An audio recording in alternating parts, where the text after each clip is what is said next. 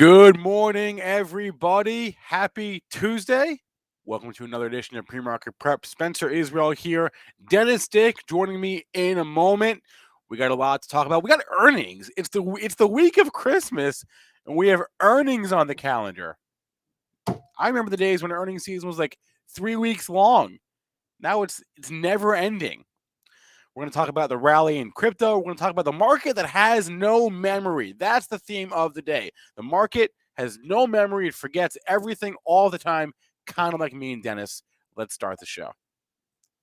This is Pre-Market Prep with Joel Elconin, Dennis Dick, and Spencer Israel.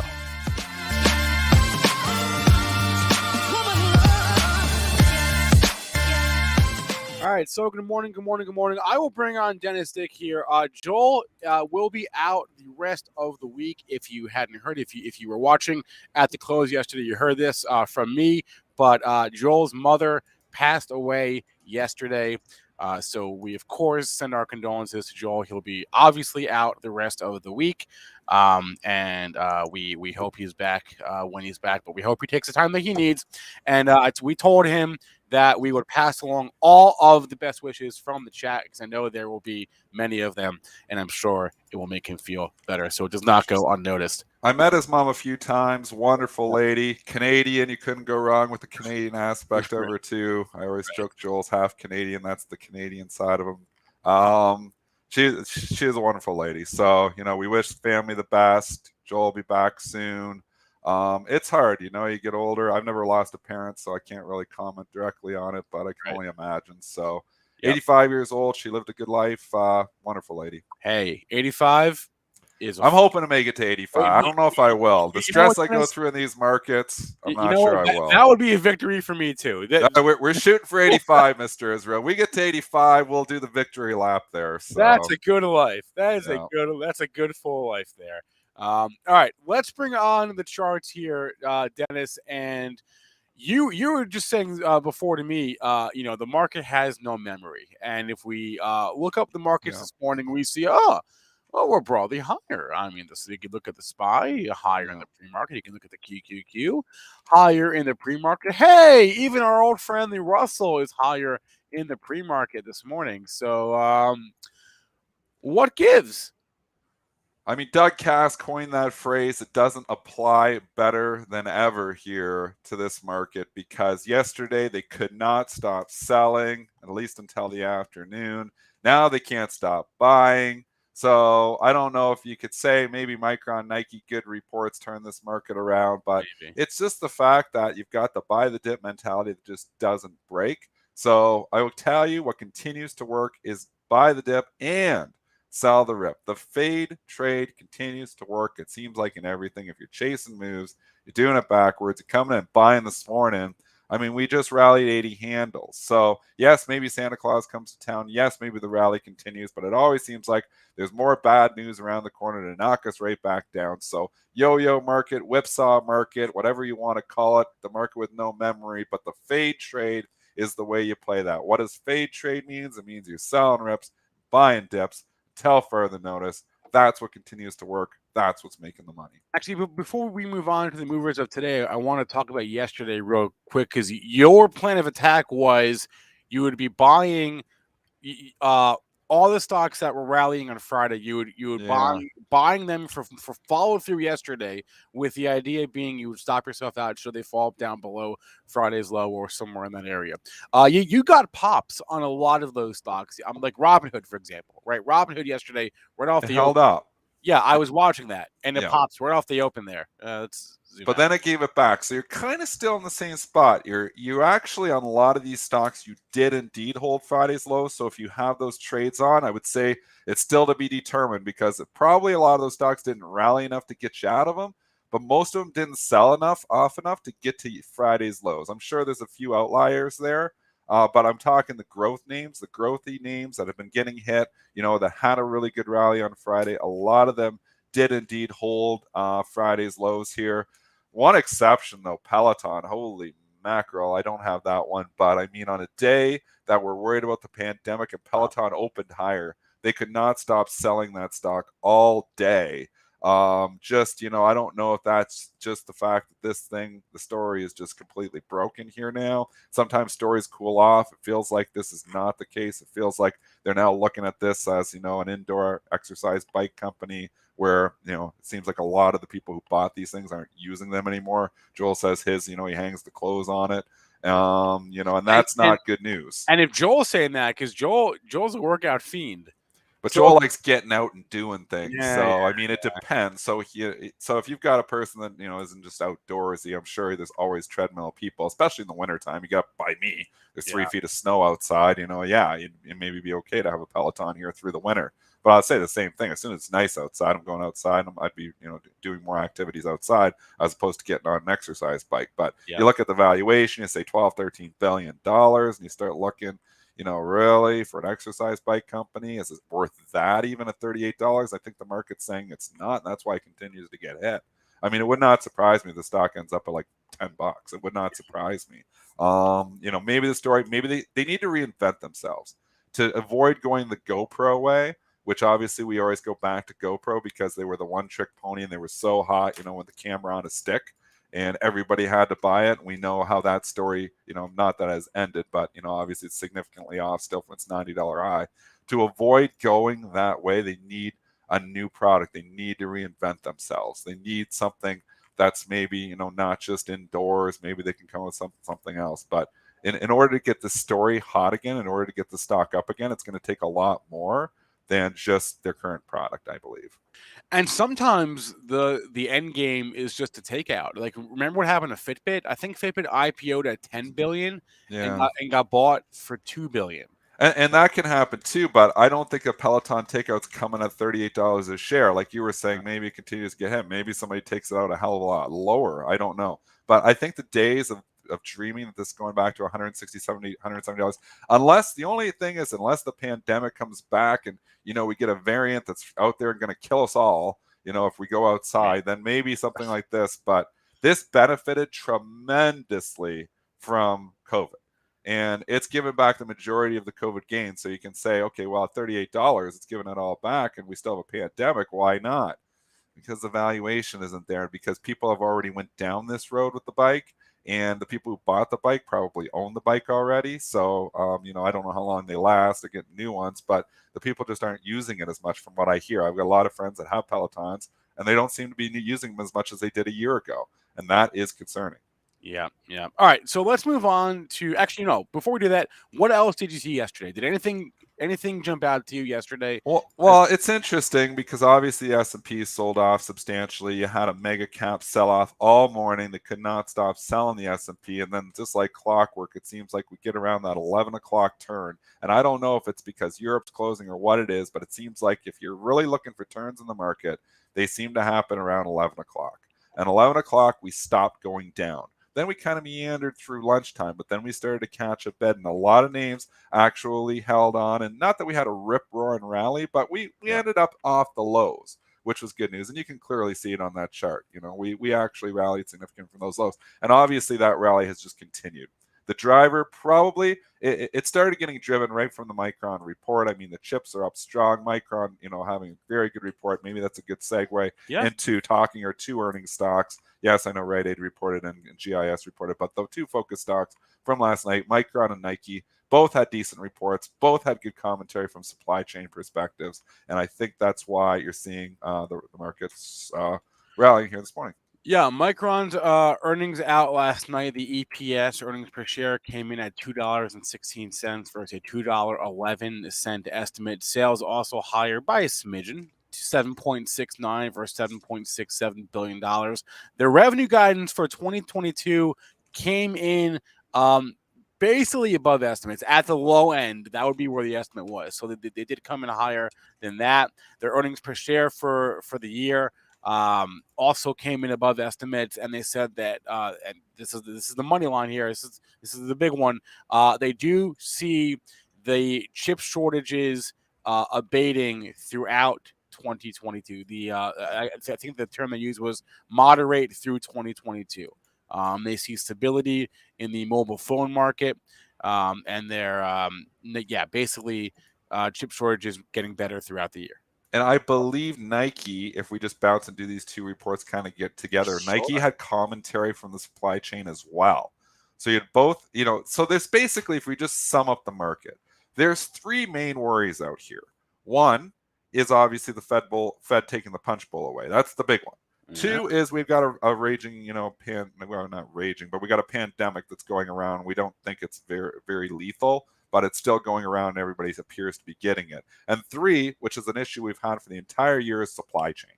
So you have commentary from two of the major companies that everybody's watching, the two big ones reporting this week, both giving positive commentary towards the supply chain. And I think that was a driver for the overall market here, at least the overnight rally. Yeah, and Nike, I think also somewhere in there in Nike's report, there was a guidance raise, or at the very least they reiterated a previous. No, it wasn't a raise, but they reiterated a previous raise, I think. So, yeah, I mean they're both higher this morning, right? And they both holding said on all the right things. So. And again, so we got to look at the situation. I wonder with the Micron commentary here with the chip shortage, are they also considering the fact that we have, restrictions coming back in certain countries, not shutting down, but definitely slowing down. I mean, we know Germany's having protests over there because of different measures for restrictions for Omicron. So I keep saying Omicron because of Omicron, but I guess it's Omicron, right? It's Omicron. Omicron. So yeah. I'm never going to say these names right. I get them wrong the first time, and I say them wrong forever. Yep, but okay. And somebody corrects me on Twitter, so good job, I guess. But I look here and I just see more of the same. I don't see the virus going away. It's not lethal, but I don't see it going away. I don't think the Fed is going to move back to a more dovish stance. And I'm not so sure that the supply chain issues are just going to be completely gone in 2022. So you look at this and you think, you're getting a nice rally here this morning. Is this just a dead cat bounce? Or is this, a prelude to Santa Claus coming to town? Nobody knows anything. We can only guess or do, but I'll tell you what has been working is buying the dip and selling the rip. And if you bought that dip yesterday, you're getting rewarded. If you're up 2-3% in some of your stocks, I think you're taking the profits. All right. Those are my thoughts.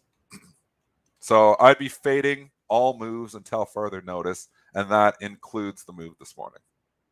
Okay, fair. And that's how I'm playing it. Does that apply to any sympathy plays, or are you because Micron is kind of maybe not Nike, but Micron seems like there's a lot moving off of Micron. Oh, I mean, all the chips up substantially here. We can even look at, you're going to go look at the stocks if you want. It's up too. But I mean, you've got Western Digi trading up 4% off the Micron report. Obviously, you got Seagate, and then you can go, even the big ones, NVIDIA, Applied Materials, Lam Research. I mean, they're all trading up substantially here. So it's a driver for the sector. And the sector itself, you take out NVIDIA. These aren't expensive stocks. And we know this has turned into a bit of a value market in the last little while. So these are stocks that, maybe, this market wants to own more. These are stocks that have held up better. I mean, you just look at the chart of Micron, compare it with the chart of, an AMD here in the last little while. I guess it's similar because AMD hasn't sold out that much either. The chips have really, not really been hit that hard. At least it's not as hard as some other names, but there's some value there. So I think you keep looking here. Again, it's a tricky market. Look at that divergence is in the last 6 months. AMD versus Micron. Yeah, but AMD is, obviously a higher beta play. We went into, this, and again, you would almost think that it would be the opposite, maybe the value, but value is starting to come back into favor. So am I saying to come out and chase the Micron? I don't buy rips on anything. So I'm not buying the Micron rip this morning when it's trading up 8%. I think you're doing it backwards if you're buying the rips. And if you can look, quickly at the companies that have reported, they seem to hold up for a couple of days and then they start to leak them again. I mean, you can look at Marvel, MRVL, good report, gaps up for a couple of days, starting to leak. Oracle obviously did themselves in when they did this merger yesterday, but they gave the whole thing back. So I don't know. It's tough to chase moves. I'm just not making money right now chasing moves, and that's why I continue not to chase. Okay. All right. All you can do is take the information that the market is providing you and trade off of that information. And that information in the last few weeks has been fade trade working. Buying dips, selling rips, selling short rips, buying dips, continues to work. Hey, what's it saying? If you ain't fading, you ain't trading. That's what I say. Yeah, if you ain't fading, you ain't trading. And, Right, well, so at least that applies in this market. Some markets, it's like, ooh, you shouldn't be fading. But in this market that we are in currently, fade trade has continued to work very well. So, in the vein of Joel, if Joel were here, I don't know. Like the one thing Joel told me was like always look for obvious levels of support and resistance, and obviously I don't have the same kind of levels that Joel has, but nothing sticks out to me like an obvious level Sure. on the Micron. Let's pull up the Nike chart. Oh, that's interesting. So you had two closes the last 2 days, and right, same exact close. Is that right? One figure. Oh, same exact close. Huh. How often do you see that? That's interesting. I'm challenging your chart because I don't see that on my chart. So this Oh no, this is today. That's why. yeah. So that's a rip and roll. All right. We don't have a close yet today, so we don't Never know what mind. that is. Okay. But I mean, you've got a stock that has broken the uptrend, clearly broken the uptrend, has started not necessarily a downtrend, but kind of in the middle of nowhere. Now you get the whipsaw back up. I think you find resistance at 165. So you're coming in buying 163. It's like, nah, what do you got? Maybe $2 upside, and you're gonna have the potential for a rug pull under you. So I think I think if you're in the stock, I think you're taking profits too. I think this market continues to be the market that you got to be trading it, and you got to be taking the profits when you got them, because eventually it seems like they just come back down anyways. We're just not out of the woods. Not everything, and yes, maybe Santa Claus comes to town. Maybe we make new highs, but there's a lot of stocks that are still trading significantly below. You can say they're 50 days. Have a lot of them trading below their 200-day moving averages. I'm not a big fan, but of moving averages, you can clearly just see trends on the charts. But a lot of stocks are in significant downtrends, and until those trends start breaking and start stabilizing and start looking north, it's hard to be bullish. A lot of these different names, and Nike is just clearly in no trend right now. So if it's no trend, I'm just going to keep playing shop, selling rips, buying dips. It's a rip to be sold, in my opinion. They just add a couple moving averages for fun, because I like moving averages. It's fun to talk. It gives you some food for thought. I mean, some people live on these things. I know as soon as you get these death crosses, they want to talk about it in the media, or golden crosses, where this crosses over, this crosses over. I don't even care to know or use any of that stuff. It's just not worked for me for 20 years. And I could tell you, again, the technical analysis, I know there's a lot of people that have their own spin on everything. If you have your own spin and it's working, continue to use it. Joel and I have used support, resistance, and trends in our technical analysis for 21 years. It's worked because obviously we both made a lot of money trading the markets for that amount of time. I guess I'm 22 years now because I started in 1999. The years keep flying by. But, you look here, you got all these crazy indicators. And I can just say, even at Bright Trading, you see so many people, especially when we're in the office setting. We'd get a new trader, coming in every couple of weeks. Got a new trader in. They'd stick around for a bit. Some would make it, some would not. A lot would not make it because it's a difficult game. Even going back to when I was starting, it's still difficult. The traders that tended to struggle were ones that were really hardcore on indicators, and technical analysis indicators. And I'm not saying they're all bad. I'm just saying if that's the only tool in your toolbox, it's hard to really, it's hard to make it in this really, because those tools are widely available to everyone. You got to have an own spin. So yeah, moving averages are a tool in your toolbox. Yep. Don't live and die by them though. So it's a tool in the toolbox that I never take out. It's not on my chart. I don't have a moving average on my chart. I can clearly see if the stock's in an uptrend or a downtrend. I can clearly see if I just take my Jeff Mackey purple crayon and draw when the trend's starting to break. So I don't need a lagging indicator to tell me that. You can clearly see it on the chart. Hey, it comes down to whatever floats your boat. If it works for you, great. Just make sure that it keeps working for you, not stops working for you. And if it stops, maybe change your thing. Okay, we got a couple more movers I want to hit on, and then we will get to Tommy Lackey. Tommy always comes to us prepared with sectors with relative strength, relative weakness. Actually, not just sectors. He drills down deeper into like the sub industries. So we love Tommy. Yeah, Tommy's great.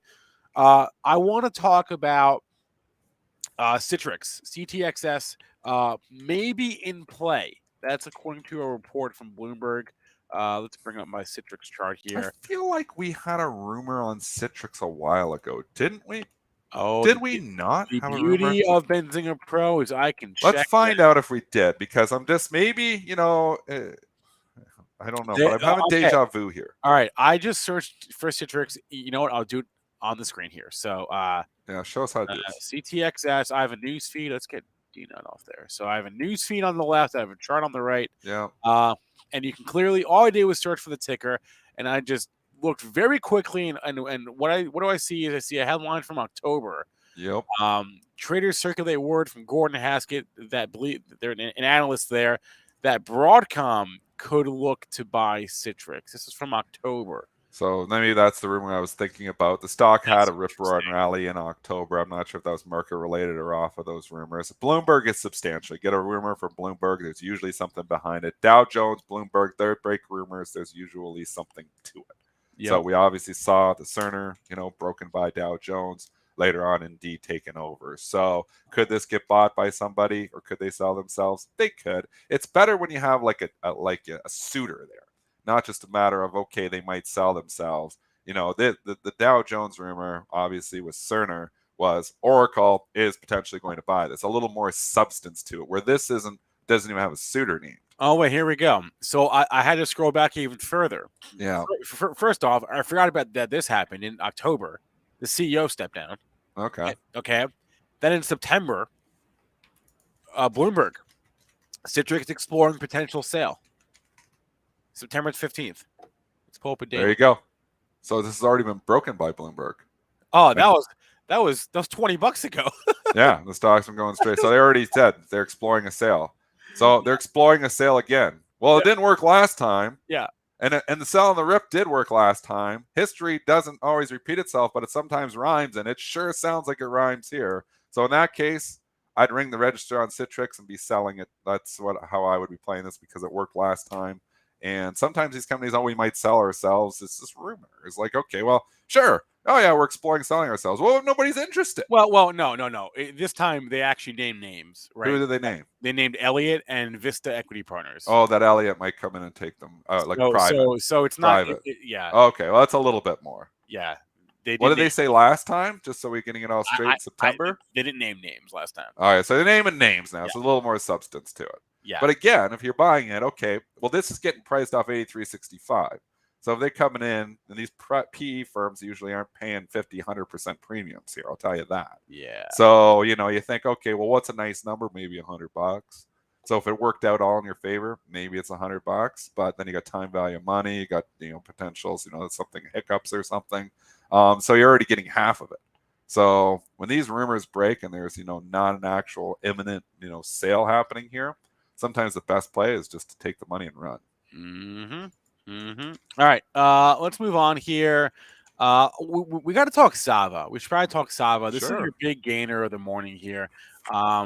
Today I learned that there is an entire subreddit, there's an entire community on Reddit devoted to talking about this stock. And there is a post posted there, a screenshot. It's not even a link. It was a freaking screenshot. I hate how they do that, of a publication that said that neuroscience found no evidence of manipulation of the Western blot data. This is, remember, the company that had the accusations that their the data for their Alzheimer's drug was manipulated.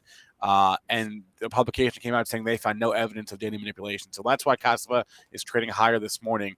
But I was more surprised to learn that there's 3,300 people subscribed to a community on Reddit where all they do is talk about this stock. It sort of gets at the idea that, like, these stocks are more than just that to people. They're part of your identity. They're part of people's identity, right? AMC is part of your identity. It's not just just another name in your portfolio. You know what I mean? It's so much more than that. People devote their time to reading and talking about individual stocks. Yeah, I know we talk stocks here, easy, Mike, but it's not the same, right? Like, you got a group that's devoted to just talk this one stock. They talk about this one stock. That's what they do, right? So when it gets going and the Reddit gets a hold of it, can get hot again too. But a lot of these Reddit stocks are ice cold. I would say this one, you can clearly see from the trend, $150, $146 back in July and $36 yesterday.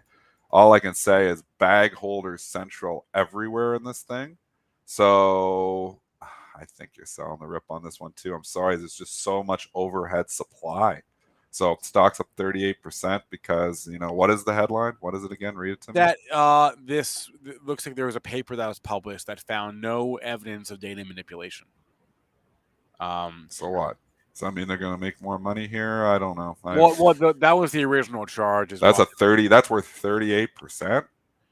That's all. If that's the only headline on this and it's up 38%, sold to you. All right, people in chat are saying that there was lots of stocks that have subreddits. I'm on Reddit and I didn't know this. So like aside from AMC and GameStop, I know that, and SAVA I know now. Sold to you at $50.65. I would say thank you very much for the 37% overnight gain. I'm out. You can mark that down if you want. That's where I am bearish the stock right now.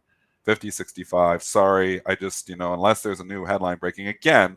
These biotech companies, and what is this one trying to do? Is this an Alzheimer's? What is this one trying to do? I mean, again, anything can happen. So anything can happen. You could have, the drug that come out with positive trials, and the stock could really rip. We saw this back in November. I hate shorting biotech stocks for the simple reason is that they can overnight just kill you. Yeah. So especially the smaller ones.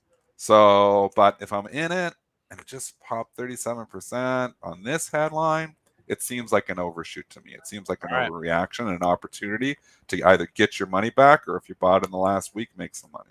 All right. I want to move on here. Because we got a few other movers to discuss, and we got time and Lackey 9 minutes here. But yeah, drop tickers in the chat that you know of a subreddit for, because I'm curious here. Michael Smith, I hope you're kidding, but you're probably not. That SOS, that would be a very sad place indeed. Let's look at Embraer. Embraer, I don't know how to pronounce the name of this company. All I know is they have news this morning. Let the parade of SPAC deals continue. It's been an unexpectedly busy week for SPAC deals. We have another one this morning. ERJ is spinning off their Eve unit with a SPAC, and I'm going to actually share a different screen here. I'm pretty sure this is what. Oh, come on. Where's my Eve? Where's my Eve at? There it is. I'm pretty sure they're spinning off this into a SPAC. This looks cool as heck. That does look cool. It's the old VTOL thing, right? Right. Vertical takeoff and landing. Nice. Right. You go straight up, straight down. Yeah. It's a fancy looking helicopter. It looks freaking cool, but you said it before, Dennis, when you and I were talking. Is the market hates concepts. Now, I don't actually right now it does. We were in the concept market in 2020, the beginning of 2021. We loved concepts. Every SPAC that had a cool idea, we were giving them billions of dollars in market cap. Yeah. The market has been punished for chasing concepts now. So if they were to spun this off at the January or February of this year, the stock would probably be up way more because it's just a really cool concept, or if they were talking about spinning this off. So there's actually two news headlines here. One is the spinoff. The second is that SkyWest and Eve announced a partnership where SkyWest is going to buy 100 of these things. So, all right, if SkyWest is buying 100, then yeah, it's a concept. But it looks coul as heck. I'll say that. It looks cool. Would I go for a ride? That maybe. Am I chasing the stock up 15% because of this? No, because this market is not giving the valuations it did to concepts that it did at the beginning of the year. Yeah. So cool idea. We like spinoffs. This is also a stock that was in a clear downtrend. It's also an ADR, which means a lot of it's probably already priced in here. And you're coming into the middle of the range. So I don't see an uptrend forming here. I don't see a breakout. I see a stock that's been chopping around. Now you get a 15% move, get a lot of people get their money back. I think it's another selling opportunity. All right. I feel like I'm the broken record here today. Yeah, but Dennis, I said it, start the show. Selling the rips is working. You can show me rips. I'm probably selling them. All right. Yeah. Poo-pooing on everybody's parade here. Franz is asking if Port Authority is buying them. No, Franz. Port Authority buys no one and is a bad place. Let's talk about General Mills here, since they were kind of the other notable earnings report from the overnight session / this morning.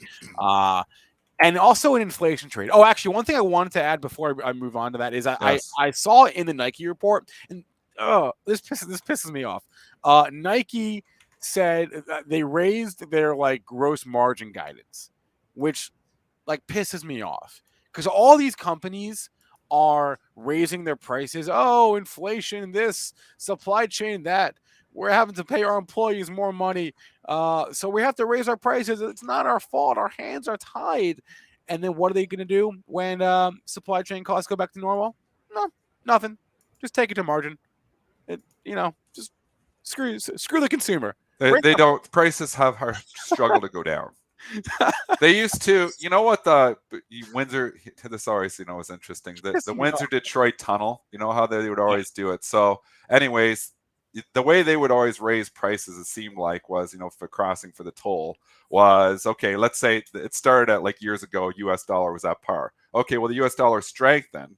So they had to raise the Canadian price, and then it would come back to par, and then they would have to raise the price up, on the US dollar to get it back in line again. And they kept going like this. So as the currency moved, they'd raise prices to adjust for the currency. And that's what they would say is, oh, the currency moved, we have to adjust. But they would never adjust back. They would always just adjust higher. So they'd adjust higher, and they'd adjust higher, and they'd adjust higher. Before you knew it, your $2 toll was $5, to get across the border, just from currency adjustments. But all of a sudden, the sneaky inflation is, well, they doubled the price of the toll. And, the currencies are really at the same price that they started. But every time the currency would move up 10% or 20% one, then they would raise the price of the other currency to make up for it. So there's sneaky inflation everywhere. Inflation's sticky. It's not going away anytime soon. All right. And you've got to be aware of that. Speaking of inflation, General Mills, higher costs, not enough, or earnings not enough to offset higher costs is the takeaway from the GIS report from this morning. What happened to my numbers?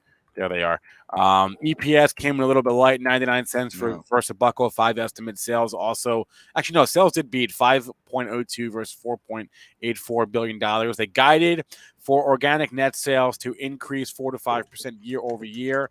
But their earnings per share for next year will be either in the down 2% to up 1% year over year range. As it pertains to higher costs, right? So, again, speaking of inflation, this is sort of ground zero for that. Stock is down. Again, and I was warning about this, people just buying all these food stocks and these consumer staple stocks, some of these are not out of the woods in the inflation issue. Inflation's still here and they're getting margins squeezed. And we've forgotten about all that because we're like, oh, we're concerned about the market, so let's go hide in food stocks. People being punished for that move here today because GIS has moved up from 64. It's a big move for GIS to 69 in the better part of a week and a half. When your food stock jumps 10% a week, you sell it because you know what? They don't go up like that. And they come back down, obviously, quickly off this report. And you wonder if this doesn't, now a lot of these other food stocks have obviously moved higher too. Look at Conagra, has moved up basically 10% in the last 2 weeks. Oh, wow. So you just wonder if this doesn't spook some of that money that's been hiding out in there, thinking, okay, well, if the market's going to go south, the food stocks and the staples are the place to hide. I don't think they are, because I think the staples, actually, a lot of them are really getting squeezed on margins. I know we're getting squeezed on labor's coming too. So I don't want to be in the staples. I don't want to be in the food stocks. I'm not buying the dip on General Mills. Maybe, it's going to come right back, and maybe this is the place to hide. Maybe it's going to bounce off the huge 64 support, which it absolutely does have some support at 64. But there's, if you look in the fundamental picture, there's margins getting squeezed here. All right, I just threw up General Mills with Tyson, Conagra, and Kellogg. Obviously, you can mess with the time frame to say whatever you want about this, but General Mills and Tyson are having a good couple months here. So, yeah. So maybe this is a time to take some profits on these things. Maybe. All right, I'm doing my best, guys, to keep an eye on the chat. I am writing tickers down or questions down as I see them. We will get to those after our guest, as best we can. I promise. I know someone is asking for inflation ETFs. I wrote that down. There are a few tickers I saw early on. I wrote those down as well. But save your tickers for ticker time after our guest. Before I bring Tommy on, though, I just want to do a quick public service announcement. We are doing an end of the year survey on Benzinga's YouTube channel. Okay, we are surveying you, all of our viewers, all of our listeners. What do you want to see next year? What do you like? What do you don't like? We are trying to find ways to get better, and I'm going to put the link to that survey. It's a Google survey. We're not going to get your email. We're not going to get any of your information. It's just a random anonymous survey. I guess I could have left a spot for your name, but I didn't do that. So I'm going to drop that link in the chat. There it is. It's in the description of the video as well. If you're watching on YouTube, it's in the description. Check it out. End of the year, Benzinga survey. Please do it, and we will do our best to improve for you. And keep it PG-13. Come on. Okay. That being said, let's bring on today's guest, Tommy Lackey, a longtime friend of the show, managing partner and portfolio manager at Relativity Capital Advisors, joining us now. Tommy, what's up, man? How we doing? Doing great, guys. How about y'all? Have I ready to go into Christmas strong? I don't know. You tell us. Is Santa Claus coming to town, Tommy? Tell us, please. We need to know if Santa is actually coming to town. Well, you've already told us he's not. I don't know if I've told us that. I don't know. Tell me. Please tell me. I mean, chances Change my are mind. we're getting to a point to where we are oversold at a level that some kind of bounces here should really happen. And this is the time of the year they often happen. A lot of the tax selling that from small caps is probably done at this point, or getting done real quick. And, you know, a lot of people have made the combination or the comparison to 2018. And whereas I say there is some comparison there, I do not think it's a complete comparison, because 2018, if y'all remember, we had that huge rash of pre-announced hedge fund shutdowns that they announced They announced in like the third quarter they were going to shut down at the end of the year. Yeah. And that caused part of that waterfall. So many guys just saying, to heck with it. I'm going to have fun at Christmas. I'm out of here. And then right after Christmas, we saw things just ignite and go straight up from the 25th or 6th or whenever we came back to the end of the year and through a lot of January. So I don't think we have that same exact scenario going on this year, but I do think we have a lot of fear built up really quick based on the whole tapering and, of course, the Omicron and things like that. So I think it's a matter of now going in and looking at it and finding where opportunities are. If you want to stay short or if you want to continue to sell rips, I think that's fine. I'll have to say I agree with you about leaning on consumer staples here, but probably not because I'm overly negative on the markets, but more because that has run exponentially more than a sector like that typically does. Yeah. And now your growth stuff is getting so grossly oversold. I have a feeling you're going to start seeing some money flow back into some of those names that still have good earnings, still have good numbers, things of that. Some of the software names that have just gotten demolished. All right, Tommy, I want to bring up your screen here, and because you always have great thoughts for us. So can you speak on that same vein? Can you tell us what areas you like, what areas you don't like? Okay, I'm gonna flip to a couple things. We're gonna stay on the screen. I'm flipping. This is one thing that's hard for y'all to see. I know you can't see it, so I'm just gonna explain it real quick. Okay. It's too hard to kind of go through even with me zooming it in, but this basically shows me all the sectors and subsectors that are making new 10-day lows, new 10-day highs, and then above the 20-day moving average and a breadth thrust, which is a breadth indicator. If you see all that red on there, that means all of those are in levels or getting to levels that they're oversold to a point that they're notable. There's something that it doesn't happen very often at all. Now, I'll go back to that semiconductor chart. Actually, we're not going to start with semiconductors. We're going to start with consumer discretionary because that's just gotten crushed. And I'm going to stay right here on that same percent making new highs and new lows. Sorry, it takes just a second for this to load, guys. It's good stuff, though. We like this, Tommy. So when you look at this in the consumer discretionary, which has been one of the areas that's just been killed so far this last month or so, and you start filling in these, you can see its relative comparatives are down. But note over here in this chart right here that we're looking at, the bottom window is the percent making new 10-day highs and lows. This is 21 days in the middle window and 63 days in the high window. Notice how sold out it got a couple weeks ago when we bottomed. Now we've gone lower and we're starting to see divergences. We're seeing less new lows on this last move down. That's a classic example of something that's getting ready to bottom usually, or just getting ready to go to heck in a handbasket. And I understand because a lot of people are pretty bearish on where we are right now. But with only 14% above the 20-day moving average, only 15% above the 50-day moving average, and 30% above the 200-day, this sector does not get this washed out very often. We see this among a lot of sectors. However, this is probably our biggest.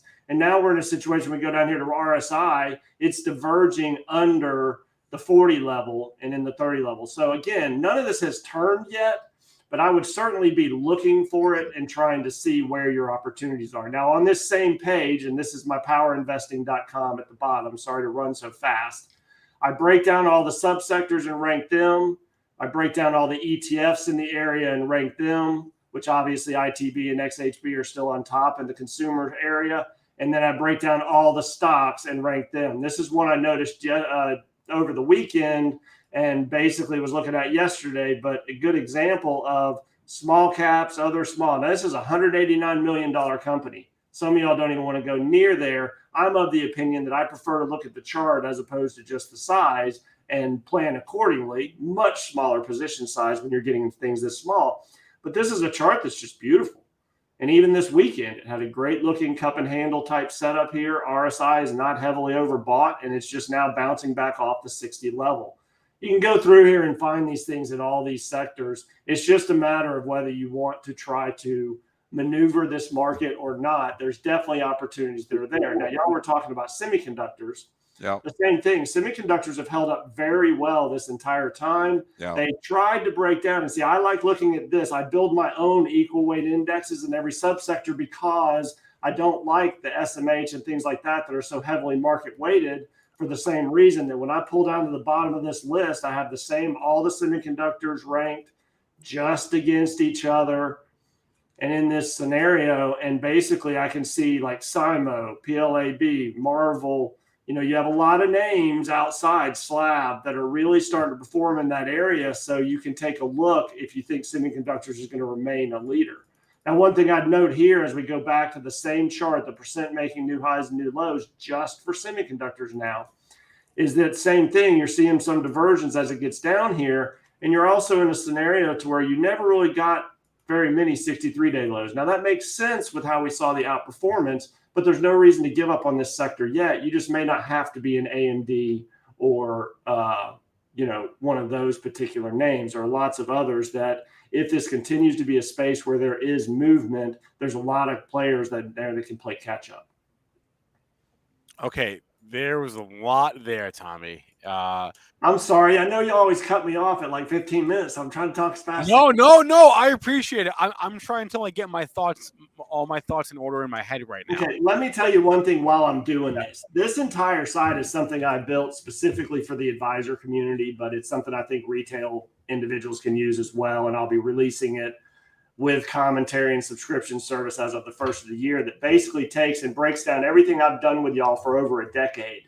The same research I've used with y'all since I think 2011 when I first came on, or 12 maybe. I'm not sure exactly when y'all started, but it was pretty early. And basically, I finally got it in a scenario where I can share it and let people go through and realize that just using relative strength, that's all I use. Relative strength indicator, breadth, relative comparatives, and percent making new highs, new lows, and then a relative strength ranking.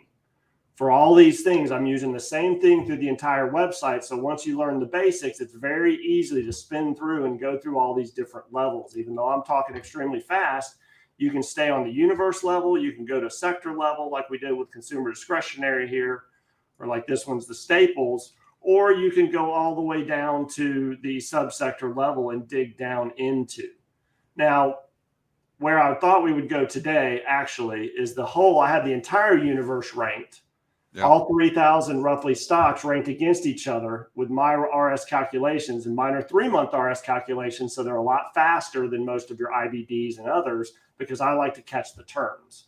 And so in looking at this, these rankings give you 3-month rankings.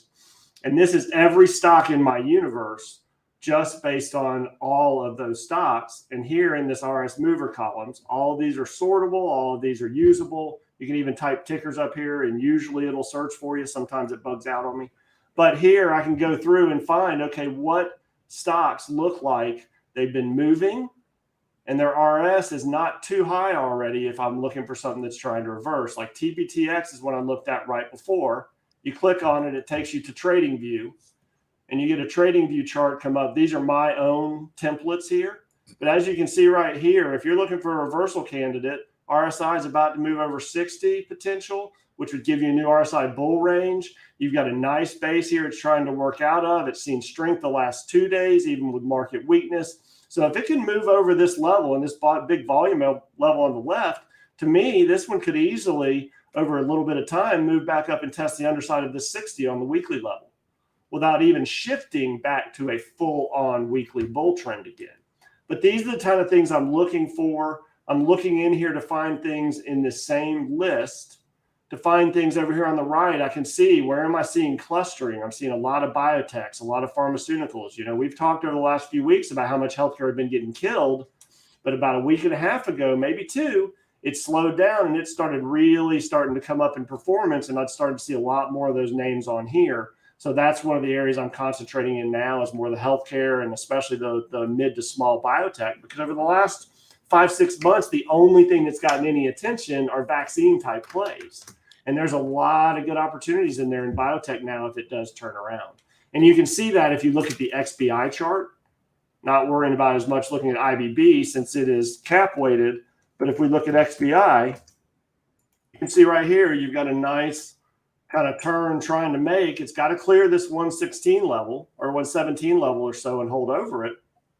But it's trying to make that turn. And it could be some opportunities here and things that are not obviously overdone at this point. Tommy, I would be curious to get your thoughts on like growth tech right now, and you can decide which subsector or whatever to look at, you know, to use as a proxy for that. Whatever you wanted to use. If you want to look at the NASDAQ or whatever, I don't really care. But like anything you use as a proxy for growth tech, because whatever it is, I'm going to assume it has a lot of beaten down names in it, and I'd be curious to see what you're seeing from that. Okay. If we look at tech, here's how we're going to do it. We're going to go with information technology right here in this list. You can see it's a 45 out of all the sectors. It's moved down over the last month to quarter. Yeah. When I go here, I can quickly sort. I can go to information technology and say versus all the subsectors, how are these highlighting? And you've got an 82 in hardware and equipment. So it's still 82 out of 100. Semiconductors are still 88. So those are my 2 areas that have held up the best. And then obviously IT services and then software is down at a 10. So software has gotten itself crushed. Mm-hmm. Now, when we look at this, all you got to do is click on this. It's going to open up that technology page. Again, I apologize for the load times, guys, but this is a ton of data. So it does take a minute to load it. There's just nothing we can do about that. We've been working on that like a rock star. So if we look at the overall sector, information technology has really not broken down from an equal 8 standpoint as bad as people might think it had. You know, again, yes, it's come off its highs pretty good, but it has not broken any major levels as we look there. We come down here, and I apologize for the quick scrolling, but I rank the sectors versus each other. Again, semiconductors is still 1, hardware and equipment next, and then IT and software. You can go into the ETFs and here, and again, this will give you your own view because you can kind of see who's starting to work and who's starting to move. Yeah, that's what I'm asking. Who's starting to work here? Okay, well, we're in a situation that if we just take it from the sector ETF standpoint, we go over here to our movers, sort by that. Our biggest one right here is cybersecurity, BUG, CIBR, and then LEGR and print.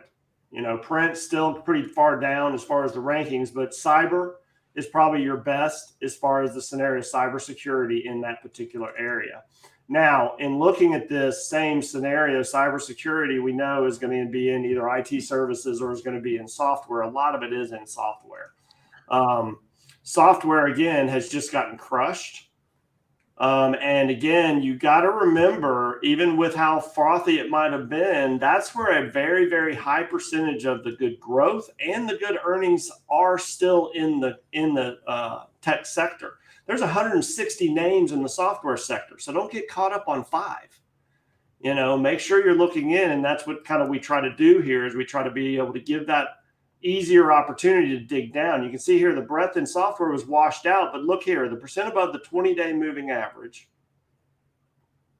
in software bottomed on December 3rd and it's been moving up. So software has actually been seeing more up movement, even though the chart itself has been pretty much sideways and retesting now. So again, that's the area I would probably be concentrating on because A, you have the most growth, B, you have the most earnings in actual tech, and then C, you're starting to see your turns here. Like when we look at it versus all of our different relative rankings, it flattened out beginning of this month and starting to turn. So that's where I would be concentrating. Also looking over here at our percent making new highs and lows, you can see a stark divergence in all three of these as it retesting these lows. Now, again, if it blows right through them, that's why you have stops. That's why you have something to work against. But you have levels right now that you're working against pretty darn low levels and pretty close stops. This is the same argument that we've been given the last couple of days in the growth names. I mean, and you're obviously a lot of these names you're talking about probably the growthy names, but I've just been looking at ARKK if you just want to simplify it and look at who's chasing the growthiest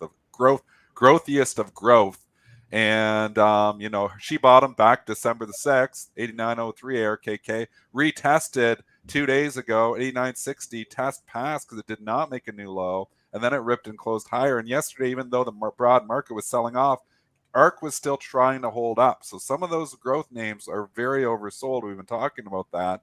And you do have rotation where they've been moving money from growth into value. And you almost wonder if that trade, you know, isn't setting up to reverse for a little while. I think you got a chance for a little while. And that's the thing is we don't know at the start whether it's a dead cat bounce or more. That's why I always tell you guys, I hate targets. I love milestones.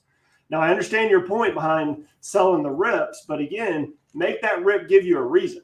At least make a 15-minute, 30-minute, whatever time frame you watch on candle turn on you. Because sometimes these things will fight out at those little levels. They'll fight it out instead of reversing, and then it makes itself through. Those are my milestones. The levels are milestones. If it can bust its way through it, then you could really get some strong moves. That's one of the reasons I was able to outperform so well after March 2020 is because everything was not a hard target. It was if it can make it through here, great, I'd love to stay. If it can't, this is the level where I'm done.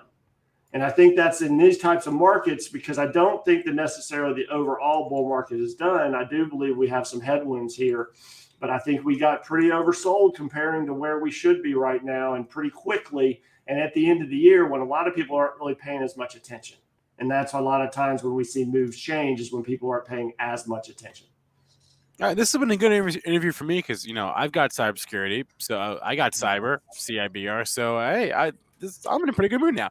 Tommy Lackey, if you want, we were asking in the chat, Tommy, about your website you just showed, power-investing.com, and we were asked when that will be available to the public. Right now, for the next 2 weeks, everybody can go to it and use every bit of it for free.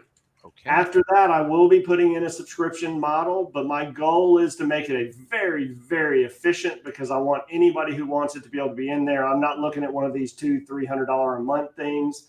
I want to give you everything here plus my commentary for a way that makes it real efficient for anybody who is you got to be a serious investor because it is a lot of data. Yeah. But for anybody who is professional or even a serious retail, I think there's a huge amount of benefit if you just know what's going up and what's going down and keep it that simple. All right. I put the link up on the screen. It's also in the description, power-investing.com. Tommy Lackey, Relativity Capital Advisors. Tommy, always a pleasure to chat with you. Merry Christmas. Happy New Year, happy holidays, all that jazz. We'll talk to you again in the new year. Thanks for having me, guys. It's always fun. Merry Christmas and Happy New Year to everybody out there. Thanks, Tommy. You might be one of our most prepared guests. He's always got a lot of great material for us, so we really appreciate it. Tommy's got it going on. I'm happy anytime. All right, have a good one, Tommy. Tommy's awesome. We love Tommy. I love Tommy. We've always loved Tommy. He's so polite. I mean, how many times did he apologize for the delay, which was like 2 seconds in his feed? He's so polite. He's like the nicest guy. He's just the nicest guy. We love Tommy. Yeah, we love Tommy. All right. Okay, so ticker time. We'll do some questions in the chat. Somebody asked about inflation ETFs. The one thing I'll say about that is my first piece of advice honestly would be to just Google inflation ETFs, but you really have to look under the hood just because an ETF has like a word in the name, whether the word is inflation, or the word is metaverse, or the word is blockchain, whatever. Just because it has like a sexy word in the name doesn't actually mean anything. You have to actually look under the hood and see what it's got. The one ETF or I guess ETF that I always say that I have looked at that I know does this is the TIP, This is your iShares TIPS ETF. If you don't know what TIPS are, they're just inflation protected securities. So TIP would be one ticker, but if you're looking for more inflation hedges, it's commodities. I mean, if you really are looking for what works well in an inflationary environment, it's physical assets. So obviously, if you think real estate, like you're going to look at real estate, physical stuff, like, and Kramer says it, he says it absolutely correct. He's talking stuff, the stuff trade. Like, we're not talking concepts.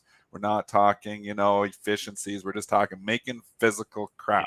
Because the physical stuff, and obviously and it's not, like you look at, the commodities, you got steel, you look at gold, which is supposed to be the best inflation hedge, but it hasn't been working because I think gold is just in secular decline. But oil, there's a reason that all of these, that all this stuff had a pretty good 2021. It's because inflation was going. The question is, are you late to the inflation trade now? I mean, and that's what you've got to say. Do you really think inflation's going to pick up more steam from here, or do we start to cool off? That's why, we've been playing the inflation trade for a while here. And obviously, we've been, bearish growth names because we feel like inflation, has been, sticking around. But now the Fed's going to try to attack that problem. So at a certain point in time, you're going to say, well, maybe you do buy some growth names here. I've been talking about that for the last couple of days. I think, some of these names that are overextended, maybe it's time to ring the register. And some of these names that have been really getting hammered, to Tommy's point that he just made for the last 20 minutes, great points. Some of these sectors are really oversold. So I think if you're looking for your inflation hedges now, you might be 3 or 4 months late to that trade. The one thing I've been thinking about, and I haven't done anything, although yesterday I did nibble in Palantir a little bit, but like I've thought about, what if after the new year, the calendar turns, everyone gets a clean slate as far as taxes are concerned. What if people just wake up and say, whoa, growth has gotten destroyed. What a discount. Buy. Well, I think they will. Yeah. The seasonality effects, that's what happens in January. So you have the tax loss selling that is keeping these stocks down even further now. You're like, how low can some of these stocks get? I mean, you can look at a stock even like Ride. I mean, it makes a new low every day. It's $3 here now. I'm not saying, this is the next, Tesla. I'm not saying this is the next UGB play. I'm just saying there's nonstop selling in those names right now because people are harvesting those tax losses. I'm doing the same thing. On some of my names that I've got, losses on, I'm selling them off because, trying to minimize that tax bill. Yeah. So those names typically will have a rebound in 2020, in January, we know, when the tax loss selling abates. So I think you're looking at those beaten down names for a January effect here, where they've really been hit hard, and there can be some wicked rallies in some of these stocks. And, and this is just knowing the seasonality. So if your stock's really been hammered, and you're looking to get in, I mean, now might not be a bad time. Maybe in a week it's going to be a better time. It's hard to say, but the tax loss selling has been hammering a lot of growth names. All right. There's a couple of super chats. I apologize, Matt. I didn't see until we left time to go. What do we got? Matt asked for your thoughts on Norton LifeLock, Dennis. This is Kramer favorite. This is cybersecurity. This is what Tommy was just saying. Yeah, it's a Kramer favorite. Kramer talks the stock all the time in a positive. I have never really, followed the company close enough to invest in it. I will just say, you've been a stock that's really been a no trend. We had the big move up in April, May. We've kind of consolidated those gains. It's kind of interesting because it's not going down anymore. So to Tommy's point, I'm sure the RSI is probably ticking up here to a certain extent here in the last week or two. Get above 26, then you start to think, okay, well, there's maybe room to 28, but this is not one of those names that's going to blast off to 35 or 40. It's a lower moving. It's a dividend. It's got a 1.94% dividend. It's not one of those like cybersecurities names you're going to double your money on in a week. So it's a slower play, maybe a little bit more of a value play in the sector. Interesting here. I wouldn't say I'm bearish. I wouldn't say I'm bullish. I just say it's kind of interesting. All right, and I know we talked about how Dennis doesn't like the moving averages or anything like that, but I like looking at them for moments like this, which is actually something interesting happening. You have the 200-day, which is the light blue, and the 50-day, which is the dark Golden Cross converging. Dennis, do we have a potentially that's a bullish signal? Well, We have. No, wait, it's a bearish signal it's because the one's going down. Which one's the 200-day? I can't tell. My eyes aren't good enough. Sorry. So yeah, it's a bearish signal when it's a bearish signal. Oh my gosh! Look how lagging these indicators are. Don't worry. All these crosses. It's a death cross. I don't know if it's a death. This is a death cross. This is actually bad news. It's lagged so much the stock's actually stopped going down here now. Right. These moving averages lag so dang much. I mean, that's why me and Joel don't like them. They're lagging indicators. They're telling you stuff way after the fact. So what I actually would tell you is sell it, I guess. But I'm not following any crosses. So none of these death crosses or golden crosses or whatever. I'm, just looking at it that, hey, this has been holding up pretty well in a tough tape. Maybe this is a value name that people are going to look into. I actually don't mind this chart. All right. Hey, out of curiosity, what is the valuation here? Hey, forward PE of 12. That's what I'm saying. I could just see it. Good. It's a value security play. All right. Okay. Value names. Now, again, are we going in a growthy market where, you're going to get trumped? I had CYBR for a long time. I sold it. It had a really good move. Yeah. One of those names, like, would I rebuy this at a certain point in time? Yeah, I think I would rebuy this at a certain point in time. I'm not sure when that point in time is. All right. It is 9 o'clock. We're going to sign off here. 9 o'clock on a Tuesday. The regular Joe shuffling. That's a song. That's what we're doing. It is a song. It's what we're doing here. So, Dennis, we'll catch you tomorrow. Have a good rest of your day, and go make some money. And I have a couple of quick PSAs before I hop off onto our next show. First, I just want to say it again. I'm going to drop the link to the end of year Benzinga survey in the chat. If you have any feedback for us about any of our, not just this show, any of our shows, please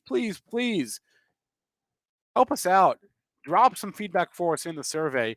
We'd appreciate that very much. We want your ideas. We take feedback very, very seriously here. So I put the link in the chat. It's also up in the description. So check that out there. Second announcement I want to make here before I go is if you own stocks, which I know all of you do, you guys want rewards maybe for owning your stocks, like rewards from the company for owning your stocks? You can get them. Benzinga has a partnership with a company called Ticker. It's called TIICKER. What they've done is they've basically brought companies onto their platform, and they offer rewards and perks to shareholders for owning shares in that company. So here's what you got to do to get those rewards. You go to ticker.com/Benzinga. I'll put it up in the chat right now. It's TIICKER/Benzinga. Wait, ticker.com/Benzinga. There's the link. It's in the chat. It's on the screen. It's in the description. When you sign up and create your account and connect your brokerage, there will be a box, and it's going to be like, are you from Benzinga? Just check that box, say you're from Benzinga, and they will send you a $20 Amazon gift card, all for creating an account, connecting your brokerage, and checking the box and saying you're from Benzinga. So check it out, ticker.com, TIICKER.com/Benzinga. Link in the chat, link in description.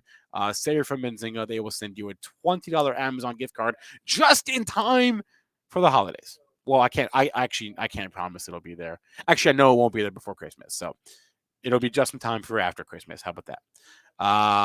Okay. Yes, $20. That's what I said. 20. All right.